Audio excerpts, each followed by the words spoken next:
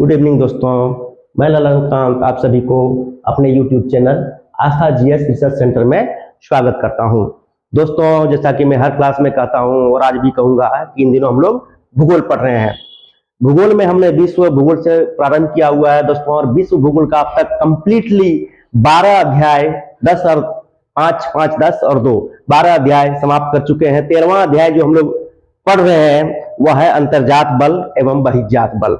अंतर्जात बल और बहिर्जात बल का ये तीसरा लेक्चर है, जिसमें आज हम लोग कॉन्टिनेंटल ड्रिफ्ट थ्योरी और प्लेट टेक्टोनिक थ्योरी के बारे में पढ़ेंगे, यानी कि महाद्वीपीय विस्थापन सिद्धांत और प्लेट विवर्तनिकी सिद्धांत, इसके बारे में पढ़ेंगे दोस्तों।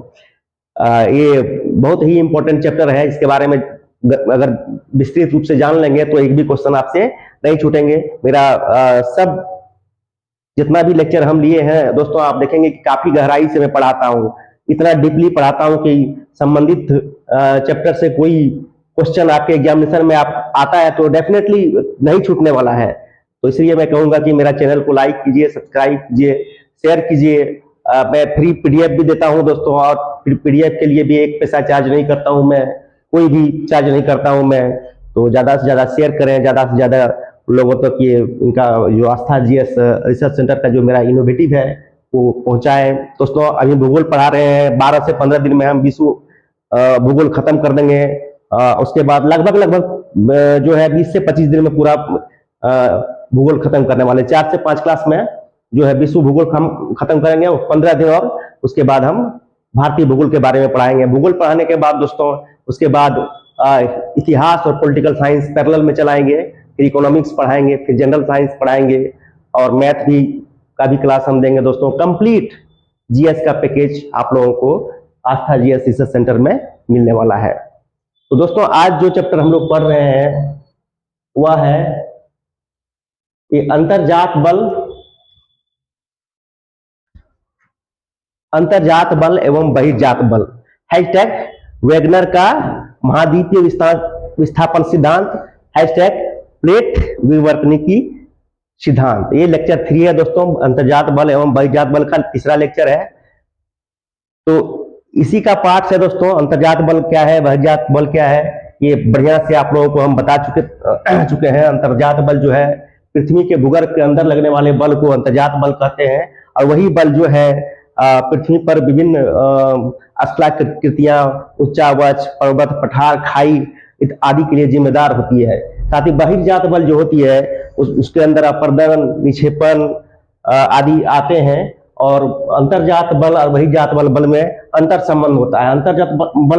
अंतर्जात बल जहां एक तरफ विभिन्न स्थलाकृतियों के लिए जिम्मेदार होता है, वहीं बहिर्जात बल अंतर्जात बल द्वारा उत्पन्न विषमताओं को कम करने का कार्य करता है। तो इसलिए दोनों ही बल दोस्तों बहुत ही इंपॉर्टेंट है, और अंतर्जात बल एवं बहिर्जात बल दोनों ही बहुत इंपॉर्टेंट है और एक दूसरे से अंतर संबंधित होता है। इसी का एक पार्ट है दोस्तों कि वेगनर का महाद्वीपीय विस्थापन सिद्धांत, हैशटैग कर दिया दोस्तों, और हैशटैग प्लेट विवर्तनिकी सिद्धांत। यानी कि वेगनर ने महाद्वीपीय विस्थापन का सिद्धांत दोस्तों वेगनर द्वारा, अल्फ्रेड वेगनर द्वारा दिया गया है, और प्लेट विवर्तनिकी सिद्धांत हैरी हेस नामक वैज्ञानिक द्वारा दिया गया है। इसी के बारे में आज हम लोग पढ़ेंगे। तो आइए बिना कोई समय नष्ट किए, बिना कोई समय बर्बाद किए शुरू करते हैं।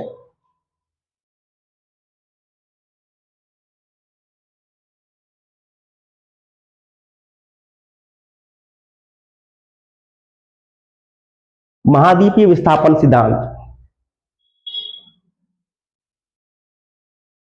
महाद्वीपीय विस्थापन सिद्धांत, पृथ्वी पर या तो स्थल मंडल है या जल मंडल है। ये तो हम सभी जानते हैं दोस्तों कि पृथ्वी पर या तो स्थल मंडल है या जल मंडल है।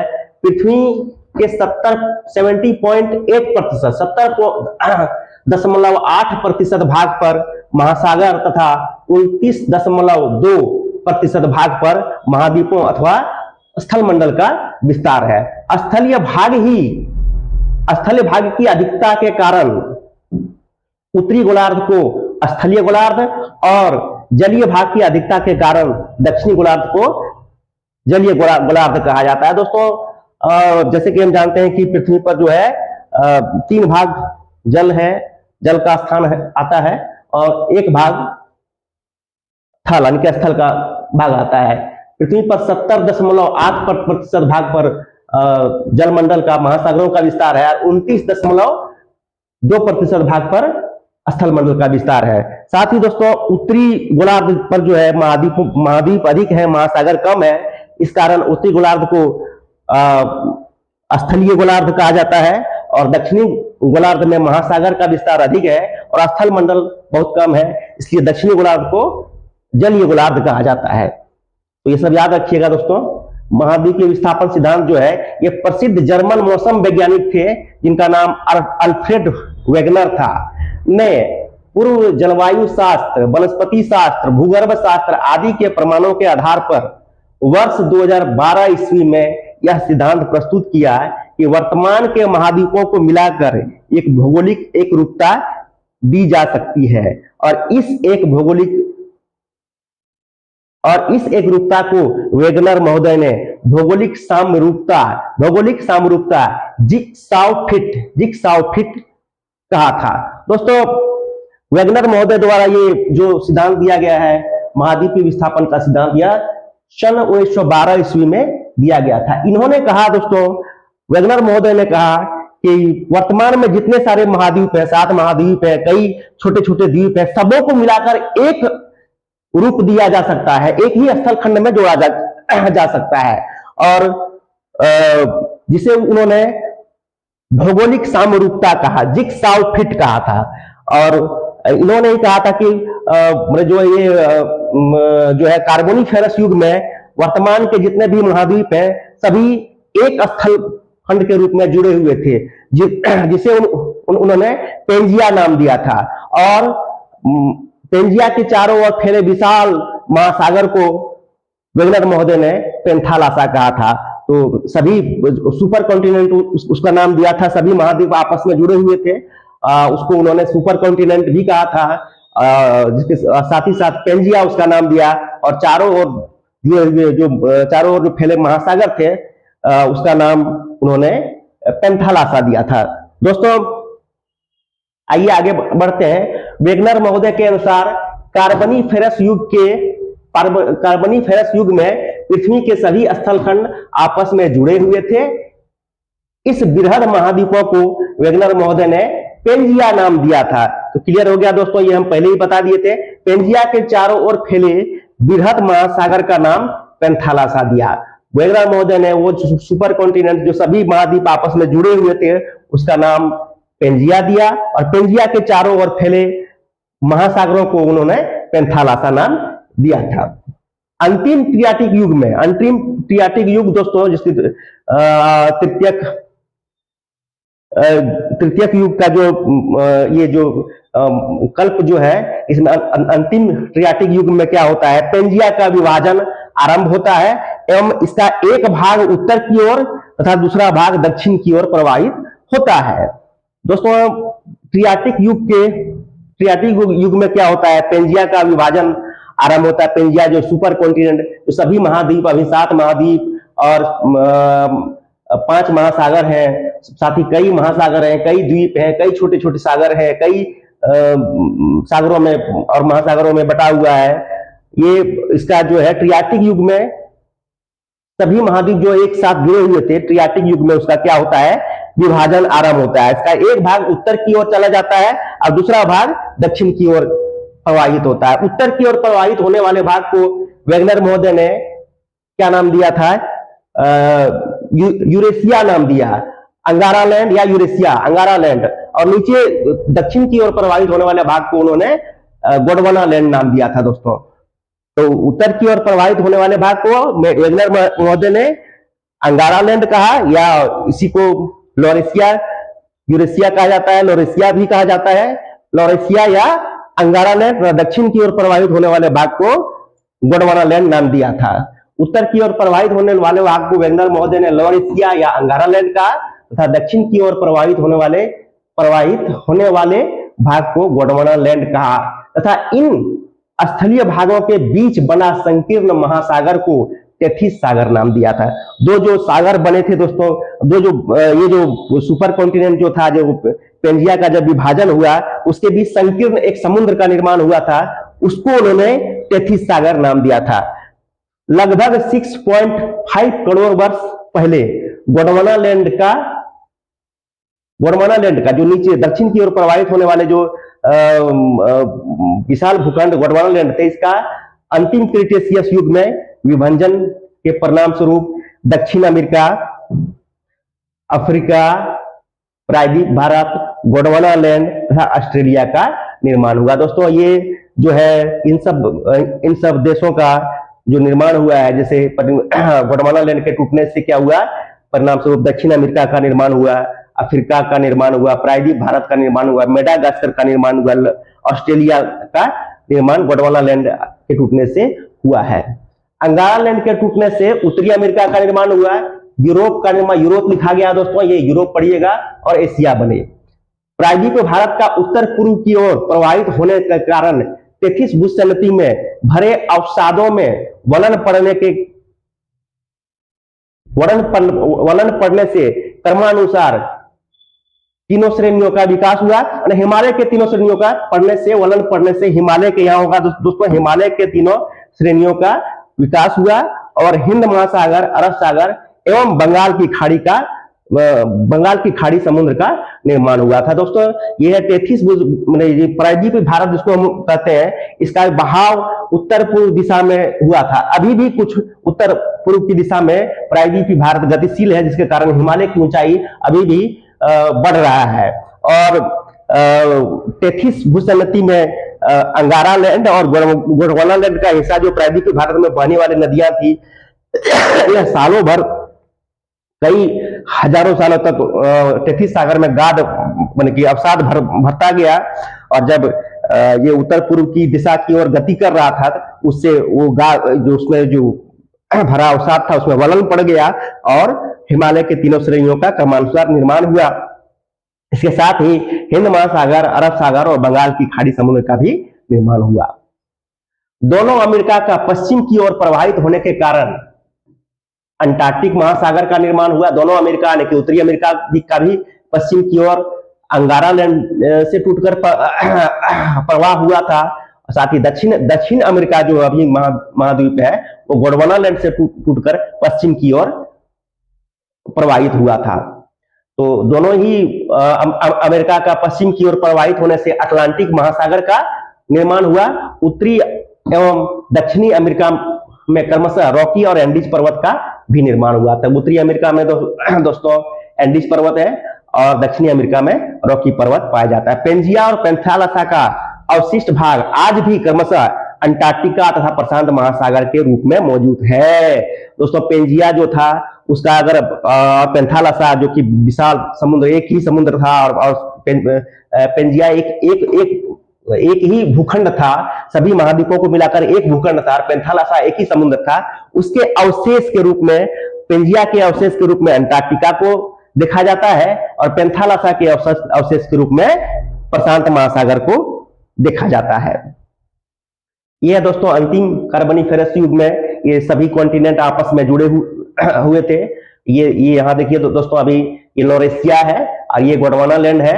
ये लॉरेशिया उत्तर की ओर टूटकर प्रवाह हुआ था, जिसको और ये गोंडवाना लैंड दक्षिण की ओर प्रवाह हुआ था।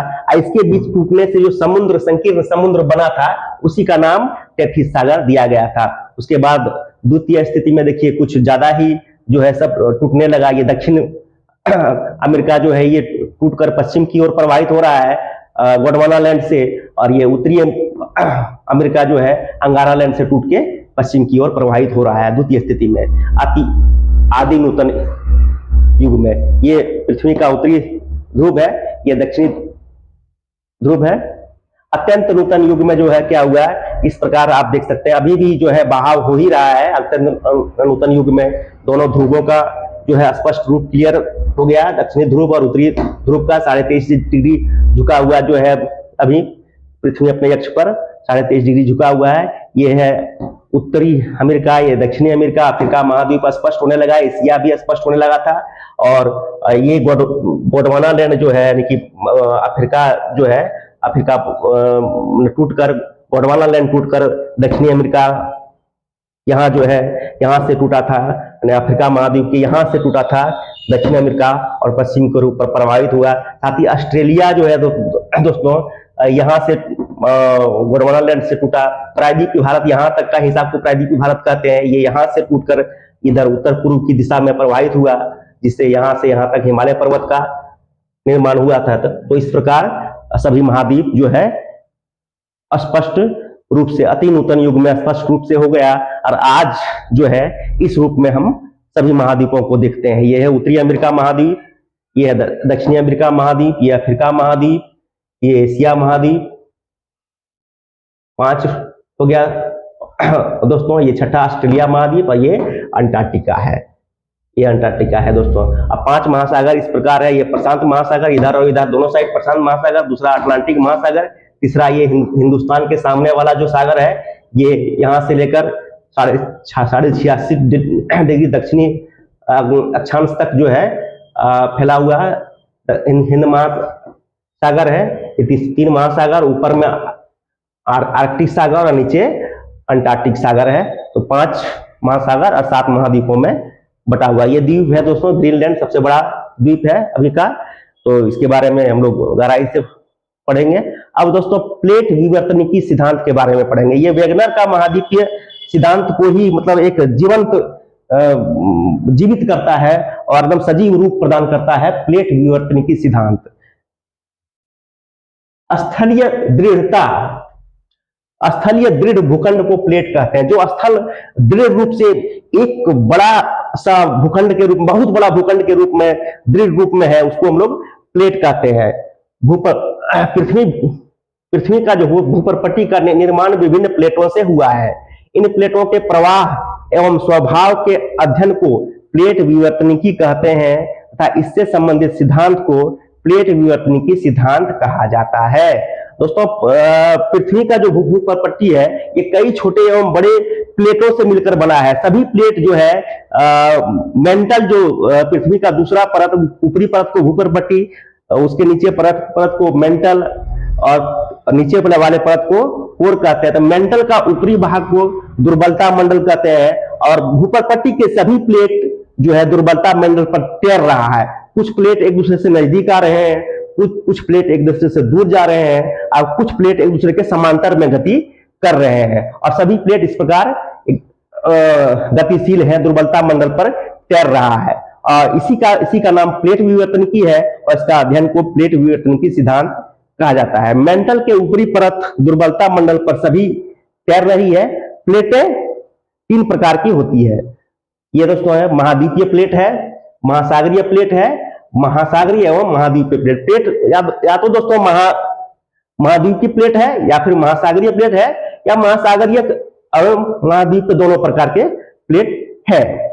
प्लेट विवर्तनिकी सिद्धांत को वेगनर के महाद्वीपीय विस्थापन सिद्धांत का विकसित रूप माना जाता है। क्लियर हो गया दोस्तों? प्लेट विवर्तनिकी सिद्धांत को वेगनर के महाद्वीपीय विस्थापन के सिद्धांत का विकसित रूप माना जाता है। तो प्लेट विवर्तनिकी सिद्धांत देने वाले वैज्ञानिक का नाम क्या है?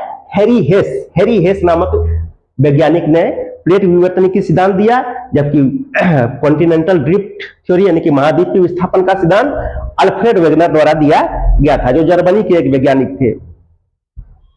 नासा के अनुसार प्लेटों की संख्या 100 तक बताई गई है, परंतु अभी तक मात्र 7 बड़ी प्लेटें और 20 छोटी प्लेटों का पहचान की गई है। सभी 7 मुख्य बड़ी प्लेटों एवं कुछ छोटी प्लेटों की विवरणी निम्न प्रकार है। सभी 7 प्लेटें दोस्तों ये इस प्रकार है: अफ्रीकी प्लेट, उत्तरी अमेरिकी प्लेट, दक्षिणी अमेरिकी plate, Antarctica plate, Indo Australia New Zealand plate, Indo Australia New Zealand plate, Eurasian plate और प्रशांत महासागरीय प्लेट। इसमें सबसे बड़ा दोस्तों प्रशांत महासागरीय प्लेट है, फिर इंडो ऑस्ट्रेलियन न्यूजीलैंड प्लेट है, उसके बाद है अंटार्कटिका प्लेट है, फिर है उत्तरी अमेरिका प्लेट, दक्षिणी अमेरिका प्लेट और अफ्रीका प्लेट और यूरेशियन प्लेट एक है। तो 7 बड़ी प्लेटें हैं। कुछ ये दोस्तों मुख्य प्लेटें हैं। अफ्रीकी प्लेट, इसमें पूर्वी अटलांटिक तल भी शामिल है। अफ्रीकी प्लेट में पूर्वी अटलांटिक तल भी शामिल है, पूर्वी अटलांटिक तल भी शामिल है। उत्तरी अमेरिकी प्लेट, इसमें पश्चिमी अटलांटिक तल का भाग शामिल है तथा दक्षिणी अमेरिका प्लेट और कैरेबियन द्वीप इसकी सीमा का निर्धारण करता है। दक्षिणी अमेरिकी प्लेट पश्चिमी अटलांटिक तल समेत उत्तरी अमेरिका प्लेट और कैरेबियन द्वीप को कैरेबियन द्वीप इसे पृथक करते हैं। अंटार्कटिका प्लेट, इसमें अंटार्कटिका से घिरा महासागर भी शामिल है। इंडो ऑस्ट्रेलियन न्यूजीलैंड प्लेट, इसमें इंडो ऑस्ट्रेलियन न्यूजीलैंड प्लेट है दोस्तों। यूरेशियन प्लेट में इसमें पूर्वी अटलांटिक महासागरीय तल भी शामिल होता है। प्रशांत महासागरीय प्लेट, ये 7 बड़ी प्लेटें हैं और कुछ ये जो दोस्तों कुछ छोटी प्लेटें हैं। अरेबियन प्लेट है, बिस्मार्क प्लेट है, कैरिबियन प्लेट है, कैरोलिना प्लेट है, इंडियन प्लेट है, कोकोस प्लेट है, जुआन डी फुका प्लेट है, नाजका प्लेट अथवा पूर्वी प्रशांत प्लेट, नाजका प्लेट या पूर्वी प्रशांत प्लेट, फिलिपाइन प्लेट, यानी कि फिलीपींस जो देश है और प्रशांत महासागर का कुछ भाग उसमें आता है, वो भी है। Scottish plate, Scotland Scottish plate, Indian plate, Persian plate, Anatolian plate, China plate और फ्यूजी प्लेट। यह ऑस्ट्रेलिया के उत्तर पूर्व में स्थित है। फ्यूजी प्लेट ऑस्ट्रेलिया के उत्तर पूर्व में स्थित है। ये है दोस्तों कुछ बड़े प्लेटें थे और बाकी सब छोटी प्लेटें थी। नासा द्वारा लगभग 100 प्लेटों की खोज अब तक पहचान की गई है। इसमें 7 बड़े प्लेटें हैं और कुछ छोटे प्लेटों के बारे में हमने दिखाया। भूगर्भीय किनारों की दृष्टिकोण से प्लेटों के किनारे सर्वाधिक महत्वपूर्ण होते हैं। प्लेटों के किनारे जो होते हैं दोस्तों भूगर्भीय क्रियाकलाप के लिए सर्वाधिक महत्वपूर्ण होते हैं और जिम्मेदार भी होते हैं। सामान्य रूप से प्लेटों के किनारों को 3 वर्गों में बांटा जाता है। संरचनात्मक प्लेट किनारा, जब 2 प्लेटें एक दूसरे से विपरीत दिशा में गति करती हुई एक दूसरे से दूर भागती है, एक दूसरे से दूर जाती है, तब भ्रंश पड़ जाती है, तो बीच में दरार पड़ जाता है दोस्तों, जिसके सहारे स्टेनोस्फीयर का मैग्मा ऊपर आ जाता है और ठंडा होने के बाद नवीन भूपर्पट्टी का निर्माण करता है। दोस्तों एक तो पहले जब 2 प्लेटें एक दूसरे से दूर जाती है तो वो वहां दरार पड़ जाता है और जमीन के नीचे से मैग्मा बाहर निकलता है और नवीन भूपर्पट्टी का निर्माण करता है। कि जो मैग्मा बाहर निकलता है कई 100 साल के बाद ठंडा होने के बाद नवीन भूपर्पट्टी का निर्माण, नई भूमि का निर्माण होता है। इस स्थिति में दोनों प्लेटों का किनारा रचनात्मक प्लेट किनारा कहलाता है। इस स्थिति में दोस्तों दोनों प्लेटों का किनारा जो है रचनात्मक प्लेट किनारा कहलाता है। ये है दोस्तों एक प्लेट इस ओर गतिशील है, एक प्लेट इस ओर गतिशील है। जब फटने के कारण बीच से मैग्मा निकलकर लावा निकलकर बाहर निकला और ठंडा होने के बाद नई भूपर्पट्टी का निर्माण किया। तो इसको हम लोग कहते हैं, इन प्लेटों को का नाम दिया जाता है रचनात्मक प्लेट किनारा, यानी कि नई रचना हुआ, इसलिए रचनात्मक प्लेट किनारा ये कहलाते हैं। दूसरा है दोस्तों विनाशात्मक प्लेट किनारा। इसमें 2 प्लेटें जो है एक दूसरे की दिशा में गति करती हुई एक दूसरे से टकराती है। इससे क्या होता है, भारी प्लेट हल्के प्लेट के नीचे चले जाते हैं। भारी प्लेट दोस्तों हल्के प्लेट के नीचे चला जाता है, यानी कि कम घनत्व वाला प्लेट ऊपर चढ़ जाता है और अधिक घनत्व वाले प्लेट नीचे धंस जाते हैं। इस प्रकार दोस्तों देखिए ये एक प्लेट है, इधर की इस तरह गति है, ये हल्की प्लेट है, ये भारी प्लेट है। तो ये देखिए दोस्तों ये नीचे चला गया है, भारी प्लेट नीचे चला गया है और इसका नुकीला वाला पार्ट जो है दोस्तों अत्यंत ताप के दबाव के कारण पिघल जाता है और ये जोन जहां पिघलता है इस जोन को बेनी ऑफ जोन कहा जाता है। बेनी नामक वैज्ञानिक ने इसका खोज किया था, इसलिए ये जोन जो पूरा क्षेत्र एरिया जो है ये बेनी ऑफ जोन कहलाता है। इसके कारण क्या होता है दोस्तों, ये वलित पर्वत का निर्माण होता है। फोल्डन माउंटेन जो है, जैसे हिमालय क्या है, फोल्डन माउंटेन का निर्माण होता है। 2 प्लेटें टकराती है और इसका जो यहाँ का मलबा जो है ये ऊपर उठ जाता है वलित रूप में और वलित पर्वत का निर्माण होता है। तो तीसरा है दोस्तों संरक्षित प्लेट किनारा। जब 2 प्लेटें एक दूसरे की दिशा में गति करती है तब इसमें प्लेट संरक्षित रहती है। जब 2 प्लेटें दोस्तों देखिए इस प्रकार से एक इधर गति कर रही है, एक इधर गति कर रही है, तब क्या होता है कि दोनों प्लेटें संरक्षित रहती है। कभी कभार दोनों प्लेटों में रगड़ होने के कारण भूकंप के झटके हम लोग को महसूस होती है। तो ये था दोस्तों आज का क्लास। इसमें हम लोग देखिए प्लेट टेक्टोनिक थ्योरी जो है इसमें देखिए तो दोस्तों ये है उत्तरी अमेरिकन प्लेट, ये है दक्षिणी अमेरिकन प्लेट, ये है अफ्रीकन प्लेट 3 हो गया, ये यूरेशियन प्लेट है 4 हो गया, ये इंडो ऑस्ट्रेलियन प्लेट है, इंडो ऑस्ट्रेलियन न्यूजीलैंड प्लेट भी इसको कह सकते हैं 6 हो गया, और 7वां ये अंटार्कटिका प्लेट, अंटार्कटिक प्लेट है, ये 7 हो गया दोस्तों। उसके साथ ही कुछ छोटी छोटी प्लेटें जो है जुआन डी फुका प्लेट, ये हवाली हॉटस्पॉट क्षेत्र, हवाली हॉटस्पॉट, हॉटस्पॉट दोस्तों क्या होता है, अति सघन बायोडाइवर्सिटी वाले क्षेत्र होते हैं, विविध प्रकार के जीव देखने को मिलते हैं, प्राकृतिक वातावरण में वो संवर्धित होते हैं वहां पर, तो उसको हॉटस्पॉट क्षेत्र कहते हैं। ये है अरेबियन प्लेट है दोस्तों, ये आइसलैंड हॉटस्पॉट क्षेत्र है, ये फिलिपाइन प्लेट है, ये फूजी प्लेट है। तो इस प्रकार से कई छोटे छोटे प्लेट, ये स्कॉटिया प्लेट है, स्कॉटिया प्लेट है, ये कैरिबियन प्लेट है, ये कोकोस प्लेट है, उसके बाद नाजका प्लेट भी होगा दोस्तों, प्रशांत महासागर में कोकोस प्लेट या नाजका प्लेट इसी को कहा जाता है। उसके बाद आइसलैंड हॉटस्पॉट क्षेत्र, ये भी हॉटस्पॉट क्षेत्र है, ये पैसिफिक प्लेट है, प्रशांत महासागर ये प्लेट, इधर से यहाँ तक दोस्तों सबसे बड़ी प्लेट यही है। इस प्रकार से देखिए पूरा बड़ा जो प्रशांत महासागरीय प्लेट जो है ये है। इसके साथ ही दोस्तों ये तीसरा लेक्चर अंतर्जात बल एवं बहिर्जात बल का समाप्त हुआ है, जिसमें हम लोग आज पढ़े वेगनर का महाद्वीपीय विस्थापन सिद्धांत, वेगनर का महाद्वीपीय विस्थापन सिद्धांत और हैरी हेस का प्लेट विवर्तनिकी सिद्धांत। इसमें दोस्तों काफी गहराई से हमने पढ़ाया, इससे आज का लेक्चर से संबंधित हजारों के हजार क्वेश्चन बनते हैं और कुछ भी हमने नहीं छोड़ा। तो ये था दोस्तों आज का क्लास कैसा लगा सब्सक्राइब कीजिएगा, शेयर कीजिए, कमेंट कीजिए, जिससे हमें प्रेरणा मिले और अच्छी वीडियो आप लोगों के लिए बनाए। दोस्तों सारा वीडियो जो है 12 जो अध्याय अब तक पढ़ाए हैं, जिसमें 20 से अधिक वीडियो यूट्यूब पर हमारे चैनल आस्था जीएस रिसर्च सेंटर के माध्यम से अगर आप सर्च करेंगे तो आपको मिल जाएगा, जिसे पढ़कर आप विश्व भूगोल के बारे में संपूर्ण जानकारी प्राप्त कर सकते हैं। तो ये था दोस्तों आज का क्लास। इसके साथ ही मैं क्लास समाप्ति की घोषणा करता हूं। Good evening again.